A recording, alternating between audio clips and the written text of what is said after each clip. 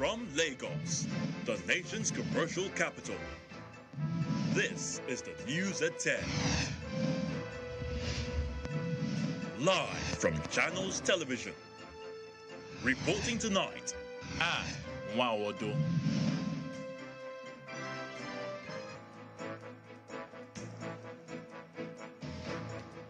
Hello and welcome. Tonight, only INEC can determine the mode of collating and transmitting of election results, rules Federal High Court Abuja maintains that manual transmission of 2023 general election results is in line with the Electoral Act 2022. PDP calls for the resignation and investigation of INEC Chairman Professor Mahmoud Yakubu for allegedly breaching the provisions of the 2022 electoral law in the conduct of the February 25 presidential election. National Population Commission rules on conduct of the 2023 population and housing census on March 29th as earlier planned, owing to the postponement of the state-level elections by INEC. Police say 7 people, including an unborn baby, have been killed in a shooting at the Jehovah's Witness meeting hall in the German city of Hamburg. And on business news tonight, FBN Quest projects 3.2% high economic growth for Nigeria this year on post-election economic reforms, equities market gains, and higher interest rates. And on sports news tonight, the Flying Eagles of Nigeria have won a bronze medal at the ongoing Under-20 Africa Cup of Nations following a 4-0 bashing of the Carthage Eagles of Tunisia in the third-place match in Egypt.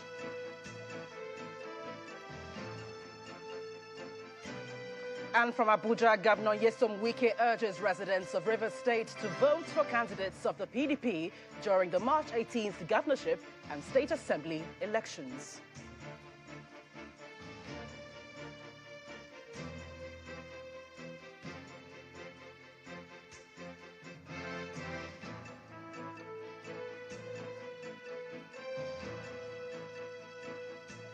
INEC, that is empowered. The Federal High Court in Abuja has held that it is only INEC that is empowered by law to determine the mode of collating and transmitting election results. In a judgment, Justice Emeka Nwite also added that it is only INEC that has the prerogative to direct how polling units, presiding officers should transfer election results, including the total number of accredited voters and results on the ballot. The judge further held that collating and transferring election results manually in the 2023 general elections cannot be said to be contrary to the relevant provisions of the Electoral Act 2022. While the judgment was in a suit filed by the Labour Party with INEC as the sole defendant, the party had prayed the court to declare that INEC has no power to opt for manual method other than the electronic method provided for by the relevant provisions on the Electoral Act 2022. In a judgment delivered on January the 23rd this year, which includes documents were cited, Justice Nwite held that the plaintiff misconstrued the provisions of the law and proceeded to dismiss the suit. The People's Democratic Party, the PDP, is calling for the resignation and investigation of the chairman of INEC for allegedly breaching the provisions of the 2022 electoral law. The spokesperson of the PDP, Mr. Debo Ologunagba, made the call at a press conference in Abuja. Mr. Ologunagba also calls on the Inspector General of Police, the chairman of the Economic and Financial Crimes Commission, and the Department of State Services, the DSS, to commence an investigation on the INEC chairman. And to legal matters now in other stories.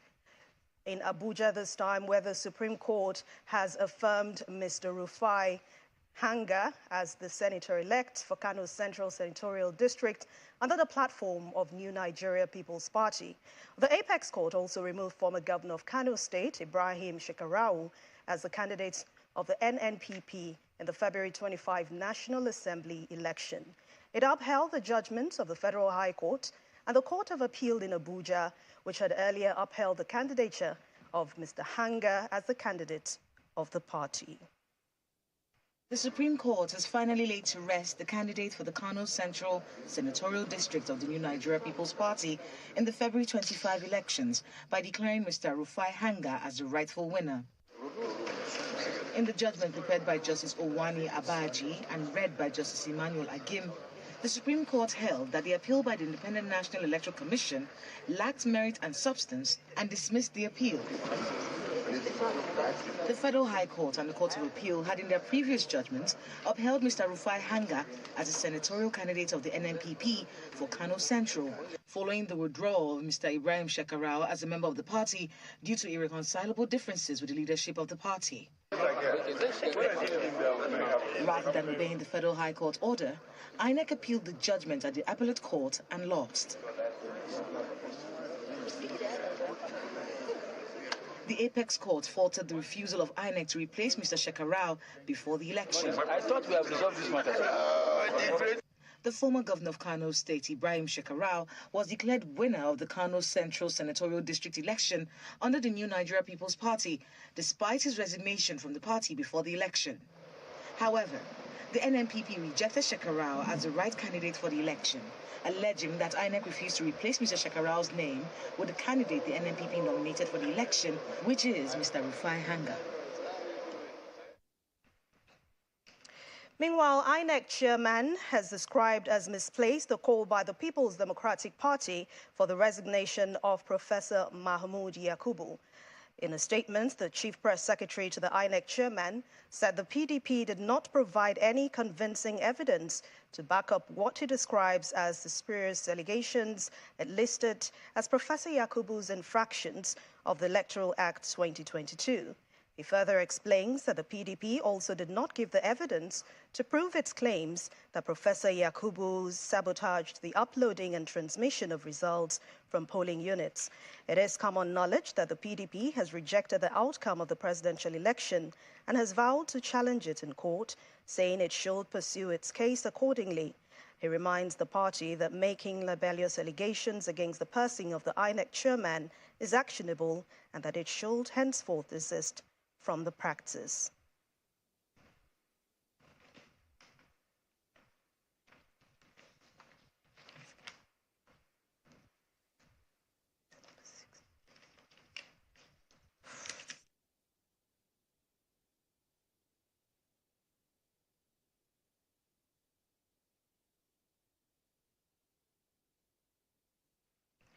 The rescheduling of the governorship and houses of assembly elections appear to be having more consequences than expected. But this time, the National Population Commission said that it could affect the date of the commencement of the 2023 National Housing and Population Census earlier slated for March the 29th. And that's according to the chairman of the NPC, Mr. Nasir Kwara, who was speaking at a meeting with the resident representative of the United Nations Population Fund in Abuja. Although no new date has been fixed for the exercise, Mr. Kwara told reporters that he will consult with the president for a suitable date. This meeting is part of several others which are aimed at delivering a credible national population and housing census. The United Nations Population Fund is partnering with the National Population Commission to ensure a successful exercise. The agency provides high-capacity computers to support the post-enumeration survey. A lot of the support coming from UNFPA is by nature only catalytic. The price tag on a census like the one in Nigeria means that we will not in any shape or form be able to do this alone. We will, however, be able to provide the critical inputs, the technical inputs, and also what we are doing here today, the equipment needed to ensure that we do perform a proper post-enumeration survey. The United Nations Population Fund is particular about the credibility of the census, seeing its significance to the Sustainable Development Goals. Nigeria needs a good census, and therefore they also need a good post-enumeration survey. This census will be transformational for Nigeria. It is also fully digital and employ methodologies and technological innovations that guarantees the quality and timely results of the census. And it will be conducted up to international standards. The census is scheduled to start on March the 29th, and the postponement of the state elections by a week could impact on the date for the exercise. A way it may, because we have our timeline. But I am not in a position to say when until Mr. President himself approves. We are making recommendations to you. Over the years, UNFPA's partnership with MPC and support to Nigeria at large has been invaluable in propelling the vision and mission of the Commission forward in its bid to strive for demographic excellence, a successful and fully digital population and housing census 2023, and in turn, the post-enumeration survey. The Population and Housing Census provides a platform for the government to get statistics that will aid its plans for national development. In Bauchi State, one person has been reported dead and 14 others injured following the violence that broke out during the campaign of the All Progressives Congress governorship candidates for Bauchi State, retired Air Marshal Sadiq Abubakar. The Bauchi State Police says an investigation has started, promising that the perpetrators will be brought to book. Our correspondent Hajara Aliyu reports. Hawa and her co-wife are the latest victims of political violence in Bauchi State. Their husband, late Muhammad Abdullahi, a community leader, was shot dead during a clash in Duguri, Al-Kaleri local government area of Bauchi State. He was reluctant to go out. He prayed, nodded his head, and stepped out. That was it. We couldn't say goodbye. We didn't even see his corpse.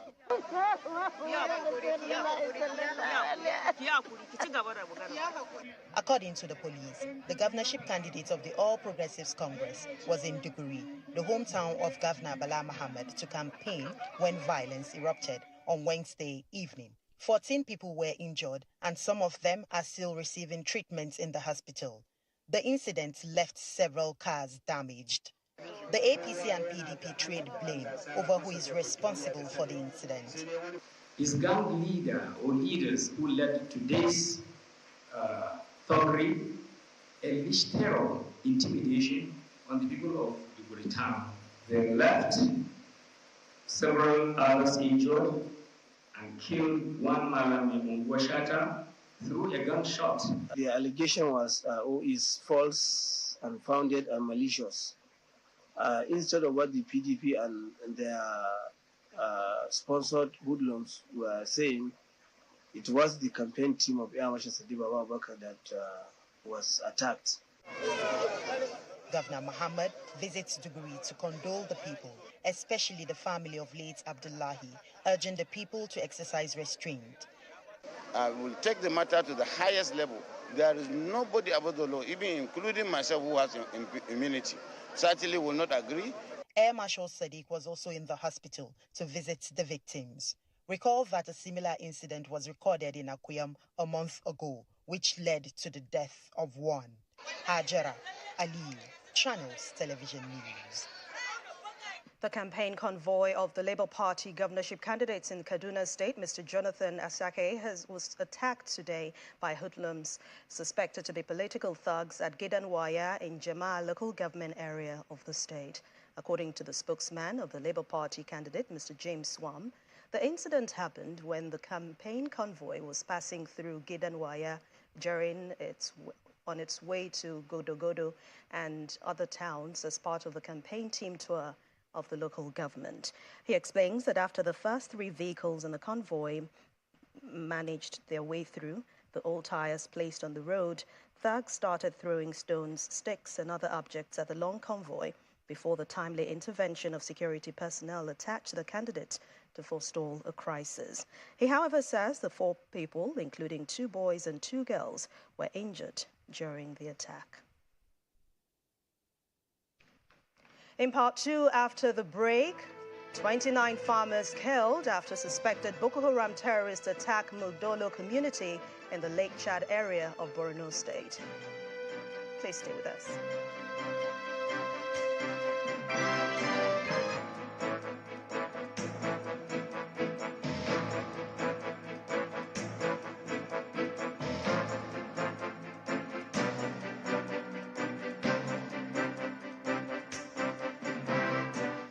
Time waits for no man, or so they said. That's why you set goals and set your minds to achieving them. Because somehow you believe that one day your time will come. So through the highs and the lows, the good days and the not so great ones, you never stop thriving, hustling and showing up. Because you know, even if tomorrow is not guaranteed, at least you've got control over today. But it's not enough to believe it. You've got to live it too, with the right partner by your side, providing you with all the support you need to forge ahead and reminding you that now it's your time, not tomorrow, today. Today. Today is yours to create greatness, to achieve your dreams, to reach your goals. And with FCMB, today is yours in every way. FCMB, my bank and I. So you gotta have a smile, no matter what it takes. Gotta take your bliss now. They love the way it tastes. Do the pure bliss button from the toast to your face. Gotta take your bliss now. Feel the bliss today. Light up your day anywhere, even at home, with the rich, creamy taste of pure bliss.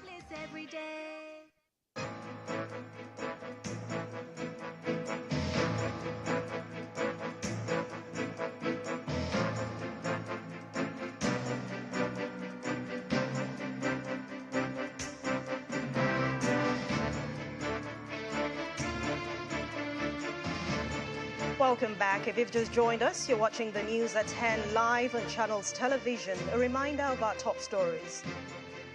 Only INEC can determine the mode of collating and transmitting of election results, rules Federal High Court Abuja maintains that manual transmission of the 2023 general election results is in line with Electoral Act 2022.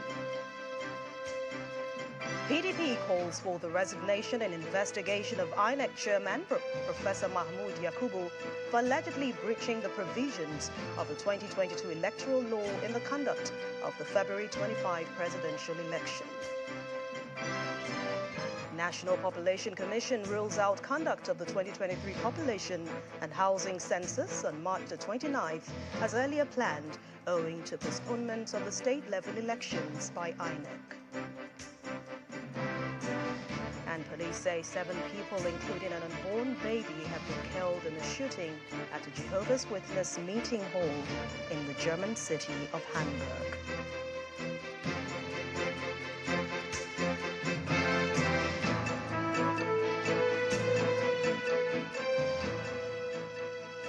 Ahead of the March 18th state elections, the Deputy Inspector General of Police on election duty in the 6 northeast states, Mr. Ali Janga, is asking police officers in the zone to be vigilant during the polls.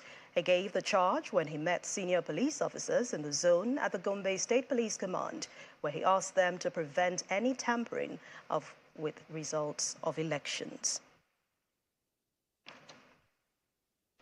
The presidential candidate of the Labour Party in the 2023 presidential poll, Mr. Peter Obi, has paid a condolence visit to the family of the slain senatorial candidates of the Labour Party for Enugu East Senatorial District, Mr. Oyibo Chukwu.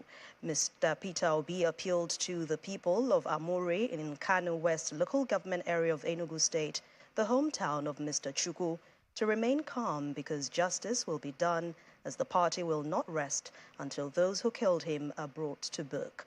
He later campaigned in Abia State for the governorship candidate of the party, Mr. Alex Oti, where he asked the people of the state to support Labour Party candidates, as the commitment of the party to a new Nigeria will be both at the federal and the state levels.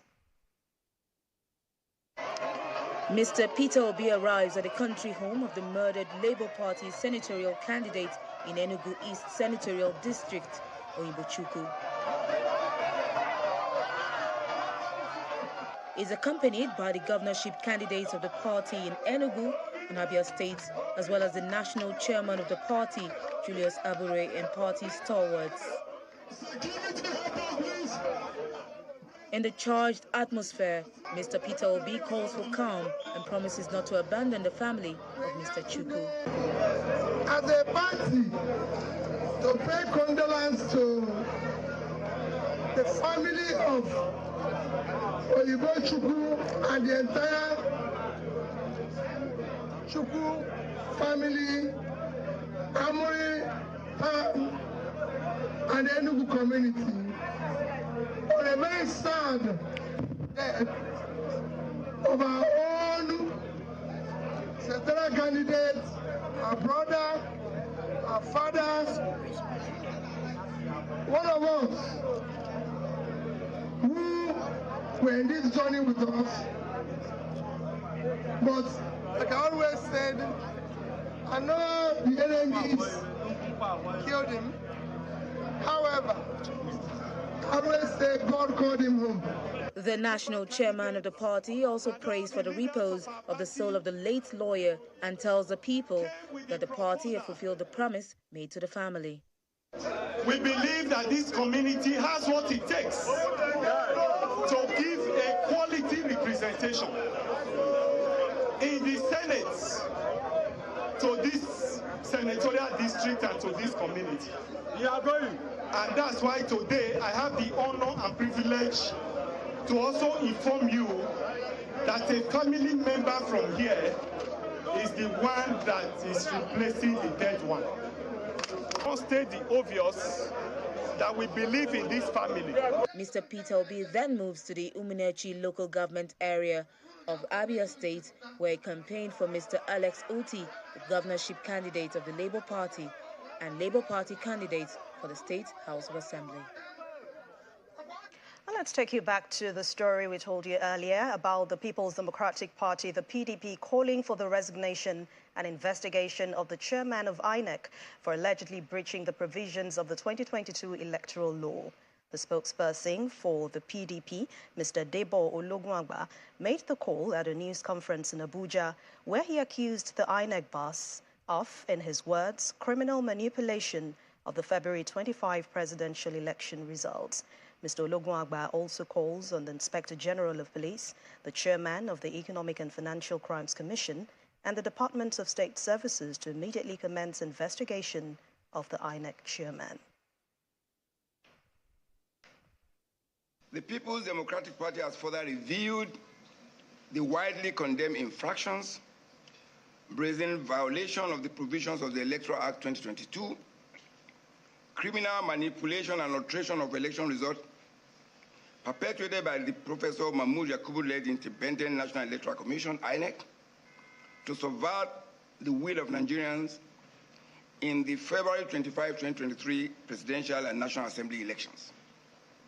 From all indications, the INEC under Professor Mahmoud Yakubu was compromised to rig the election by brazenly violating the provisions of the Electoral Act 2022, as well as INEC's regulations, guidelines, and manual issued for the election. Consequently, the PDP demands that the chairman of INEC, Professor Mahmoud Yakubu, immediately step down from office, having abused the confidence and dashed the hope of millions of Nigerians as well as political parties and the international community for a free, fair, and credible election.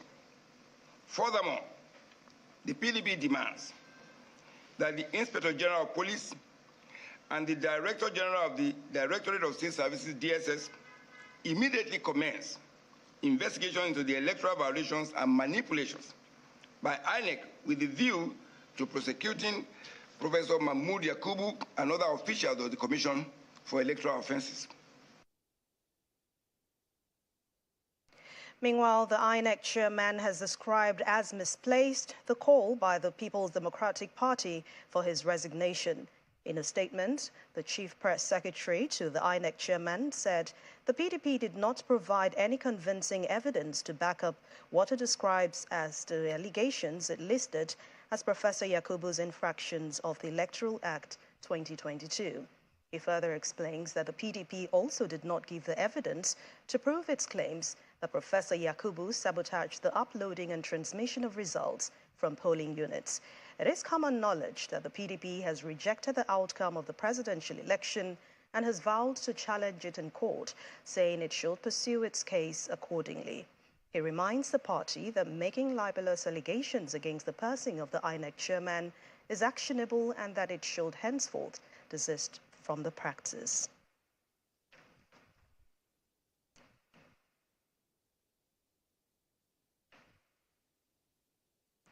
Security matters now. Not less than 29 fishermen from Mukdolo community located on the Dikwangala Road in Borno State have been killed by suspected Boko Haram terrorists while fishing in the Lake Chad area.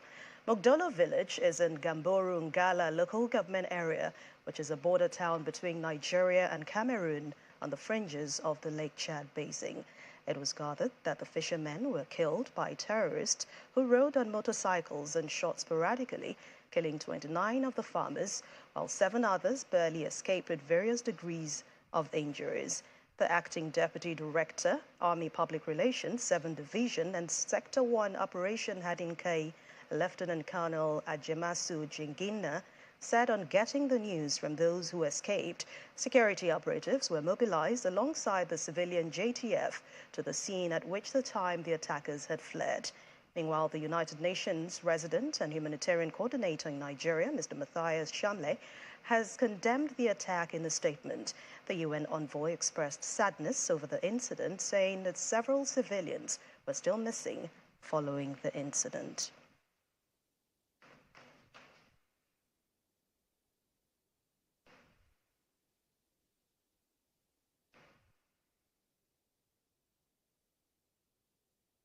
Well, we have more stories for you, but this time we're heading to our studios in Abuja, where Gloria Mezoke is standing by to give us more. Hello, Gloria. Thank you, Anne. Here in Abuja, let's return to campaign issues, this time in River State, where Governor Nyesom Wike is calling on the residents to vote for the PDP in the state during the March 18th governorship and state assembly elections. It says, unlike in the presidential election, the votes in the upcoming polls should not be split in order to retain the PDP in power for more development in the state. Governor Wike made this request during the commissioning of the Akpabu-Egbeda Road in the Emoha local government area. 2 months after it was flagged off for construction, the Akpabu-Egbeda Road in Emoha local government area of River State is ready for commissioning. Governor Nyesom Wike and his entourage are welcomed to a warm reception with the rare display of the women's wrestling contest.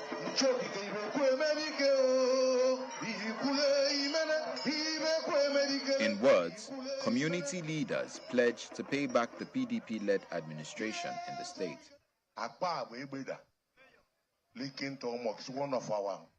One of the most important roads you've done for us.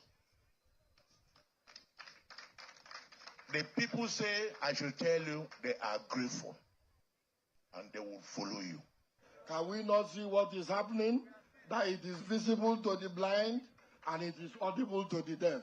Your Excellency, once again, you are welcome to our local government area, your home. For Governor Wike, the 2 months completion deadline demonstrates the seriousness of his administration to deliver on projects. The job was started 3-4 months ago, and the job has been completed. Again, that shows how serious, that shows how important we are committed to delivering the dividends of democracy. And I commend the contractor. Yesterday, we were at Igruta, commissioning the internal roads of Igruta. The same contractor.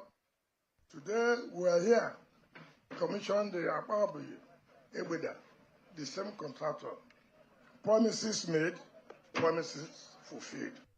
Wike again mocked the black uniform protest by the PDP against the presidential election, but says, unlike the February 25th elections, all the ballots in the March 18 governorship and state assembly elections should be cast for the PDP in River State. So whether you voted for B You voted for Suwaji.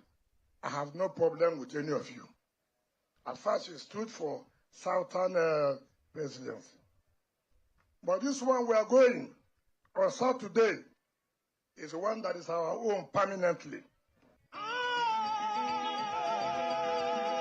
The road is then commissioned.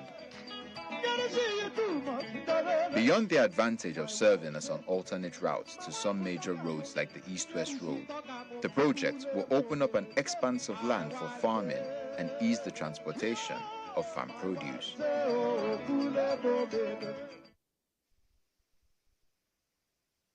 Governor Godwin Obaseki says the old 500 naira and 1,000 naira notes will continue to be legal tenders in Edo State till December 31st, 2023, as ordered by the Supreme Court. In line with this, he has directed that business owners and particularly filling stations would be shut down immediately for flouting this order. Mr. Obaseki said this when he led the PDP campaign train to some transport unions in Benin City, the state capital, ahead of the March 18th, 2023 State House of Assembly election. I don't tell Edo people. The old money, una still the user. Una here? The old money na legal tender till December this year. That's all Supreme Court talk. So any petrol station when not take old money from that, let us know. We will close them down.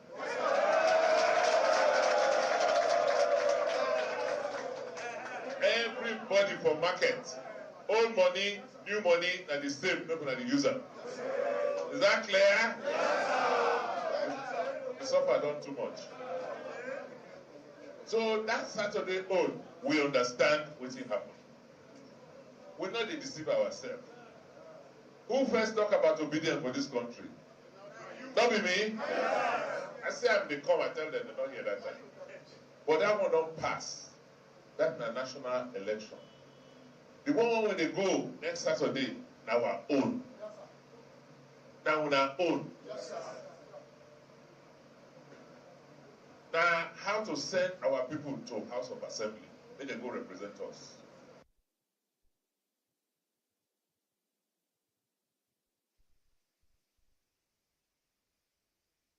Back to the courts, Justice Modupe Osho Adebiyi of the FCT High Court, Gudu, has ordered the sureties to a director in the Process and Industrial Development Limited, P&ID, James Nolan, to produce him before the court in September 2023 or risk forfeiting their bonds to the federal government. Nolan, an Irish, is facing trial on an 11-count charge bordering on forgery, stealing and felony to the tune of over 100 naira, 150 million naira. At the resumed trial of the defendant on Thursday, Justice Osho Adebiyi condemned the non-appearance of Nolan in court, even after a series of adjournments to enable his counsel produce him for trial. The shorties, Adebisi Solomon and Michael Iyage, are said to have failed on several occasions to account for the whereabouts of the defendant after securing his bail.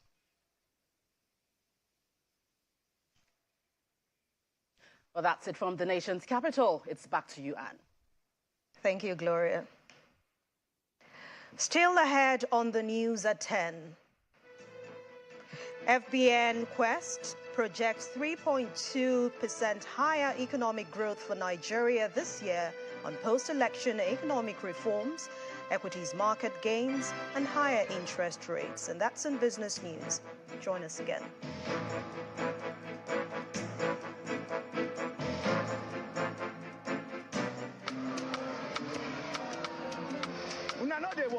What did it happen for here? We wait for manager make us pay us our money. No work. Manager, what's happening here? Manager, why you hide? They no allow me go back. They say I go run. Manager, why you no use first money wallet bulk payment? Pay them now. Not true. Yes. Amuna, calm down. Oh yeah, make una bring out una phone. Dial *894*1# to open your first money wallet. This money, if you like raw cash, you fit withdraw them, pay bills, or even transfer themselves. I don't pay all of you now.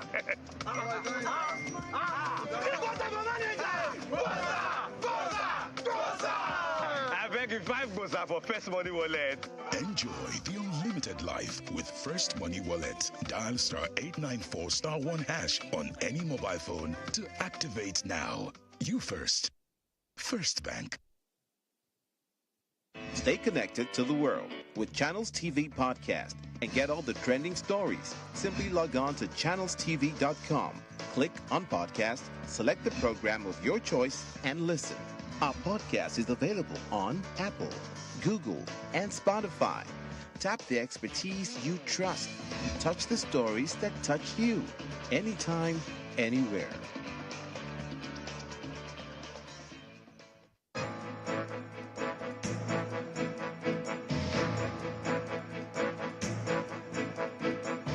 Welcome back.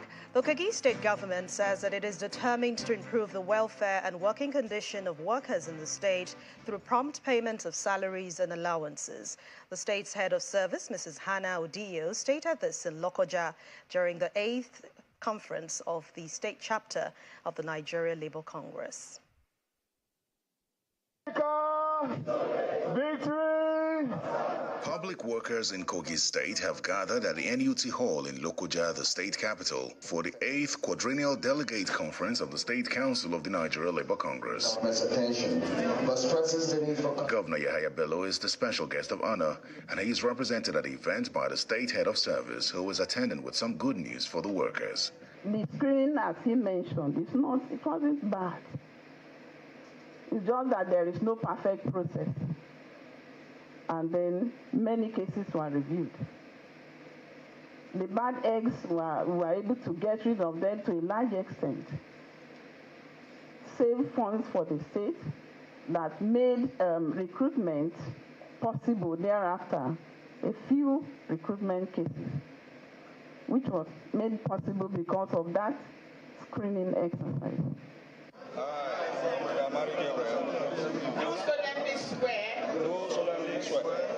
The executive officers of the state chapter of the Congress take their oath of office as they are admonished on the task ahead. Because we have not had any negative report from Kogi, and so we have not had any in the recent time. I know before, but in recent time, so I give it up to the governor, and our fraternity message to the governor, ma. We appreciate him for the infrastructures. We appreciate him for the friendly labor relations. We appreciate him for all that he has done. This government has consistently paid its workers of Kogi State 100% of salary. I think we have a credit to give to them and tell the government that they have done very, very well in that aspect. For the next 4 years, the task ahead of the new executive is to ensure that workers are properly catered for, just as the executive is planning to adopt a different approach to it. I'm not aware of all the problems and challenges facing workers of Kogi State, but I want to assure you that we are going to apply diplomacy, dialogue, persuasion in getting back all our demand from the government. The Congress wants the state governments to establish a quarterly meeting with the organized labor in the state, where issues would be discussed and resolved to boost industrial harmony in the state. One day after the deadly collision of a train and a bus in Lagos, 32 of those who survived the accidents have now been discharged. The Lagos State Commissioner for Health, Professor Akin Abayomi, made this known at a press conference held at the State University Teaching Hospital, Lasuth, where the injured were being treated. Professor Abayomi says a total of 102 casualties was recorded yesterday as a result of that collision, and the fatality still stands at 6. A day after a train and Lagos State staff bus collided at the Shogunle Railway crossing in Ikeja, the Lagos State University Teaching Hospital is still busy taking care of the victims. Some family members of the victims are here for their loved ones. My junior sister is here and he has already dead since yesterday. He's working at Lasuth here. She was in the bus, coming to work. The children are very small. The eldest one is 22 years. So that's why they said that they should go and call somebody to come with them.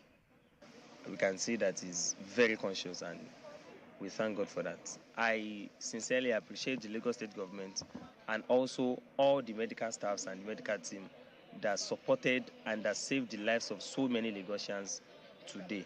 The blood donation center is also busy as voluntary donors make their way in to contribute to saving more lives.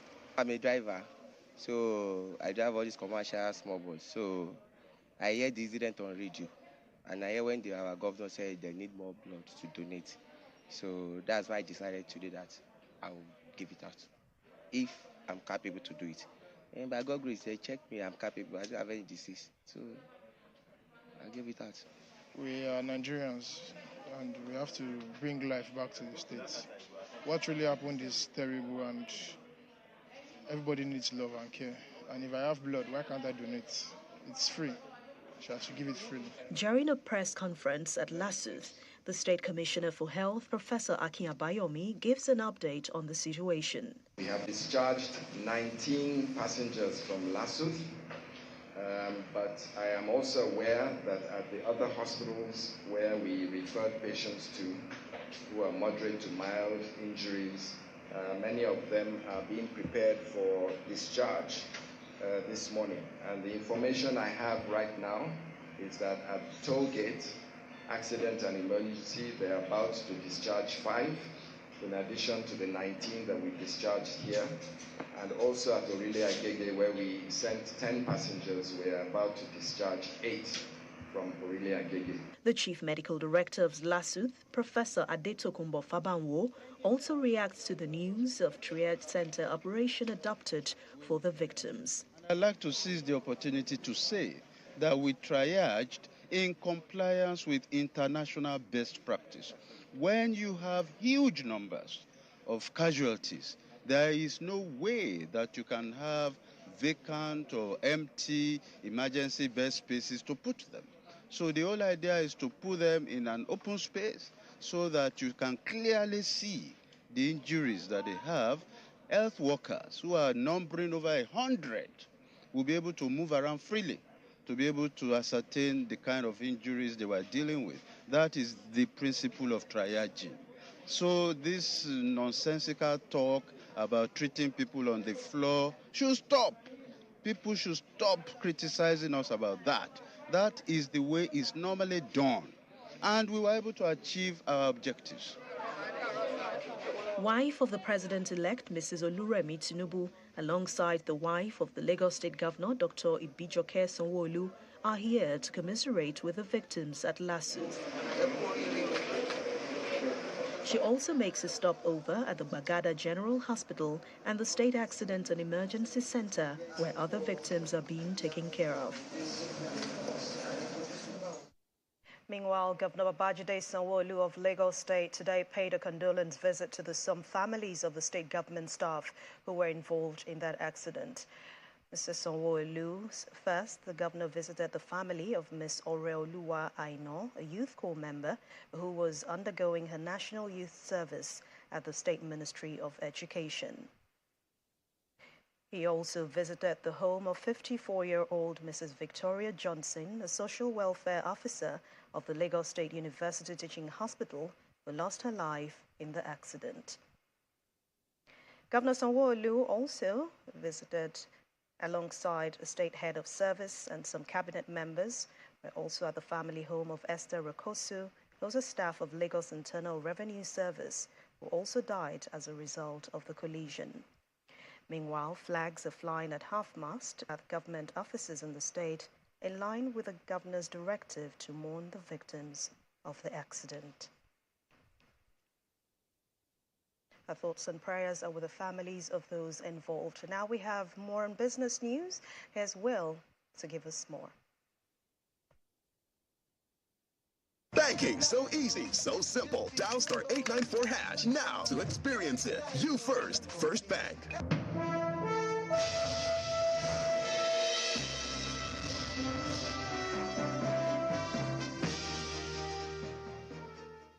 Thanks, Anne.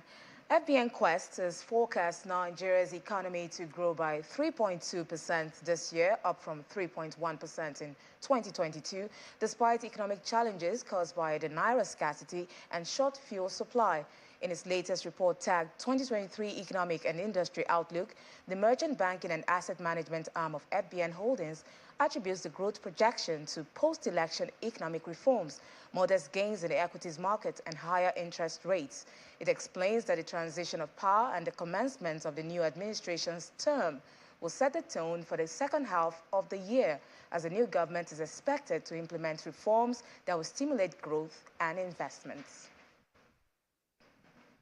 Now, the African Development Bank, AFDB, and the Coalition for Dialogue on Africa, CODA, have officially launched a 3-year support project to improve regional coherence and coordinated response to illicit financial flows. A statement released on the AFDB's website says the project aims to improve regional coordination of combating illicit financial flows and the oversight and accountability of the public finances for optimal revenue mobilization and management in African countries. The project would help African stakeholders actively engaged in stemming such flows to improve domestic revenue mobilization on the continent. Now, outside of Nigeria, Standard & Poor's has revised South Africa's outlook from positive to stable due to issues such as ongoing power cuts and other infrastructure challenges. Additionally, the agency has expressed concerns about the sluggish progress of implementing structural reforms, addressing governance issues, and the performance of state-owned enterprises. S&P highlights that potential liabilities from these entities continue to threaten the country's fiscal and debt positions. Back home, the Nigeria Deposit Insurance Corporation has warned bank customers in the country about evolving fraud cases in the system. In a statement released today, the NDIC pointed out that fraudsters have become more creative in their tactics across various transactions channels, especially mobile or USSD, which is reported to have the highest number of fraud occurrence. The NDIC advises bank customers not to expose their bank details, such as debit card and card verification value numbers, to anyone.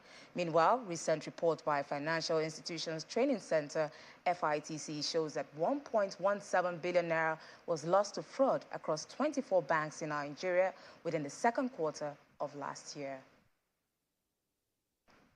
Now, the Chief Executive Officer of Seplat Energy PLC, Roger Brown, has stepped aside from management activities for a 7-day period following an order by Lagos Federal High Court. This comes after several allegations of unfair and prejudicial actions were made against him by the chairman and all independent non-executive directors of the energy company. However, Seplat Energy, in a statement, refutes the allegations of favoritism and other accusations leveled against the embattled CEO, but says it will follow the due process in responding before the court. Meanwhile, the company's board has picked the Chief Operating Officer, Samson Ezugore, as acting Chief Executive Officer for the period. Mr. Brown will be away from duties as CEO. Now, Nigeria's stock market ends Friday trading session with a 15 billion naira drop in the total value of listed equities as investors switch to profit-taking mode on some high-value stocks. John Mekwa has the details.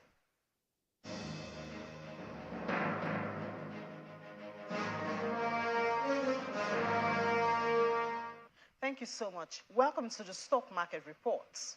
Well, the NGX closed negative today, losing the marginal increase recorded on the all-share index on Thursday. That's why we see the all-share index is in the red. Marginally, though, 0.05%, and we're still holding on to the 55,000, while the market cap is still on 30 trillion naira. Market movers today, corn oil again, a second time. Subsequently, yesterday, it lost more than 4 naira. Today, the same thing. And at the close of trade, it had 27 million naira transaction on the market, while Honeywell also followed, moving the market in the negative direction after trading 2.4 million naira. That drives us to the sectors, where we look at the sectors, and, well, I don't think we have to say much, because if Kano was down more than 4 naira, then oil and gas had to be down 0.54%, as well as our lovely banking, the most liquefied counter there.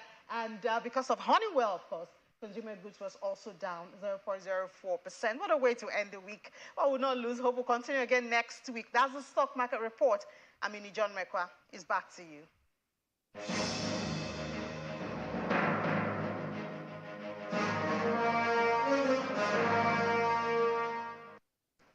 Now let's find out how other major global markets ended Friday's trading session.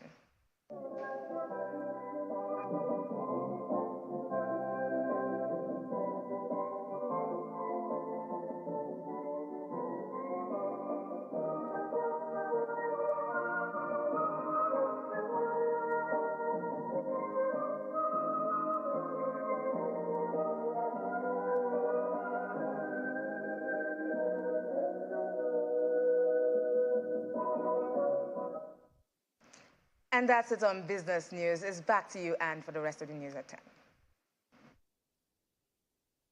Banking, so easy, so simple. Dial *894# now to experience it. You first, First Bank.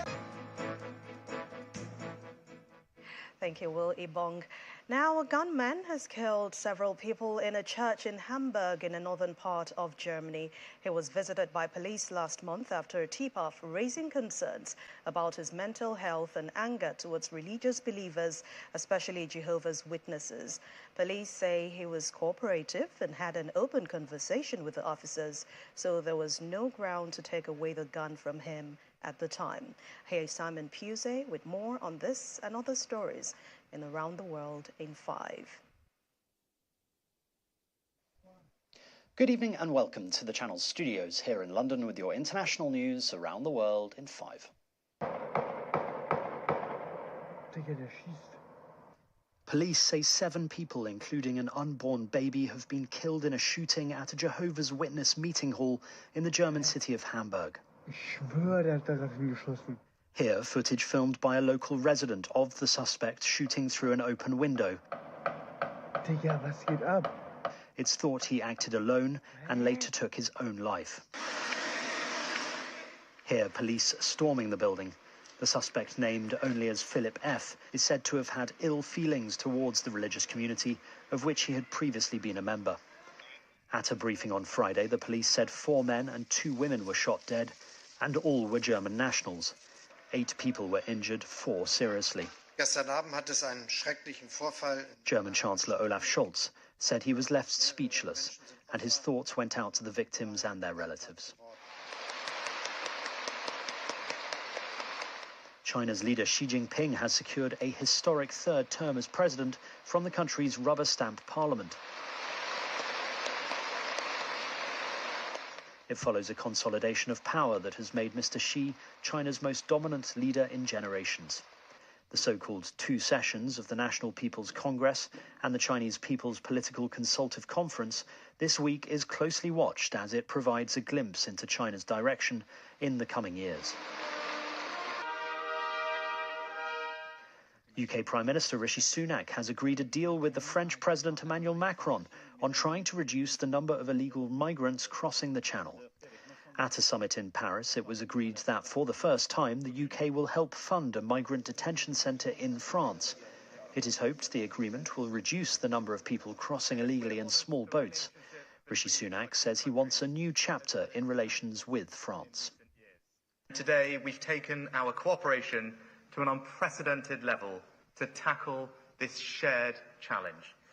We're announcing a new detention centre in northern France, a new command centre bringing our enforcement teams together in one place for the first time, and an extra 500 new officers patrolling French beaches, all underpinned by more drones and other surveillance technologies that will help ramp up the interception rate.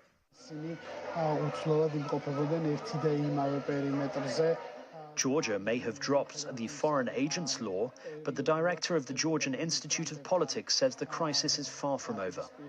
Georgia's parliament on Friday dropped plans for a foreign agents bill that had triggered a political crisis and threatened to harm the country's bid for closer ties with Europe. Lawmakers voted against the legislation in the second reading on Friday after the ruling Georgian Dream Party pulled its support for the bill, following 3 nights of protests in the capital, Tbilisi. I think they just lost tactically right now, but strategically I don't think that they will change, because at the end of the day this election is not just a normal election, because if they lose this election, they're afraid that there might be consequences, including some sort of political vendetta.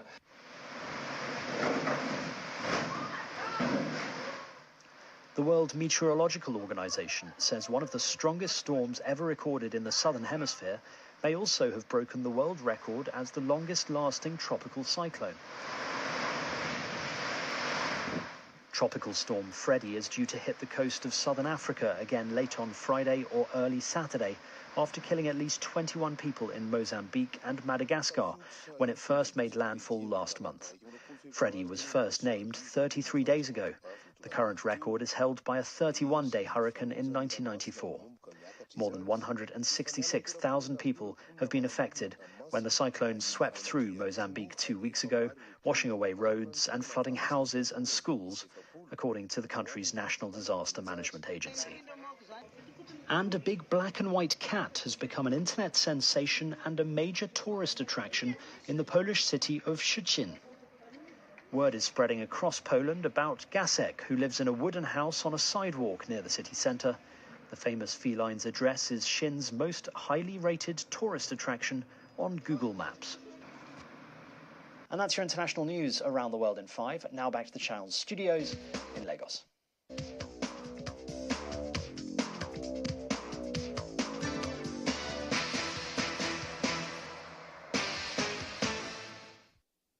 Many thanks, Simon, and welcome to Sports News. Now, Nigeria's Flying Eagles played their best game at the Under-20 Africa Cup of Nations, beating the Carthage Eagles of Tunisia 4-0 in the third-place match. Having lost to Gambia 1-0 in the semi-final, the Flying Eagles were clinical in front of goal, scoring 4 from 6 shots on target. Ibrahim Mohammed scored the opening goal 9 minutes into the game as Nigeria took a 1-0 lead into the break. A minute into the second half, Ahmed Abdullahi made it 2, and it was 3 minutes later, courtesy of Jude Sunday. Sunday completed his brace in the 90th minute for Nigeria to claim a bronze medal. The battle for third place at the Total Energies Under-20 Africa Cup of Nations. And it was Ahmed Abdullahi who doubled the lead in the second half. And then just 3 minutes later, Nigeria made it 3-0. Jude Sunday running past a couple of Tunisian players and then dancing into the box before firing beyond Aminala Mamish. They would, though, get a fourth late on. Jude Sunday striking for the second time in the game. Aimed at man of the match, a patient build-up, and then a deadly finish from Jude Sunday.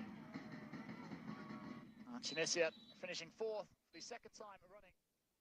Clinical indeed. Now, Manchester City boss Pep Guardiola has warned his players to be more careful when out in public after Kyle Walker became the subject of a police investigation for allegedly exposing himself in a bar.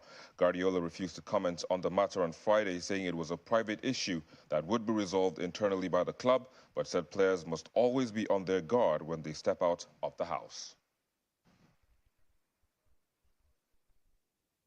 And Barcelona have been charged with corruption over payments the club made to Jose Maria Enriquez, Nigerian, a former vice president of Spain's referees committee.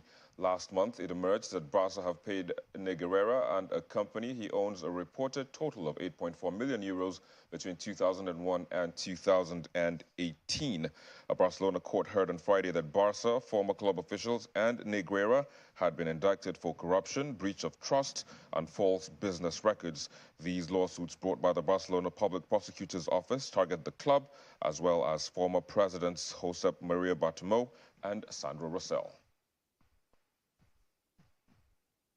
And away from football, former Formula One world champion Jenson Button is excited to play in what he describes as a family atmosphere after it was confirmed that he will feature in 3 NASCAR Cup Series this year.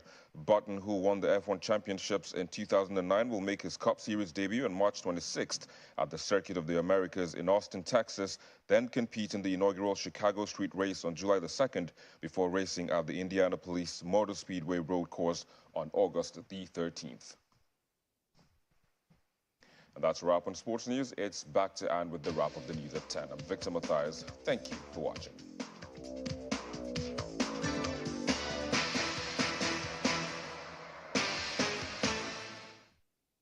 And the main news again. The Federal High Court in Abuja today ruled that only INEC can determine the mode of collating and transmitting of election results. The court maintained the manual transmission of the 2023 general election results was in line with Electoral Act 2022. And that's the news at 10 tonight. Thank you so much for watching. I'm Anne Umawado. Have a wonderful weekend. Good night.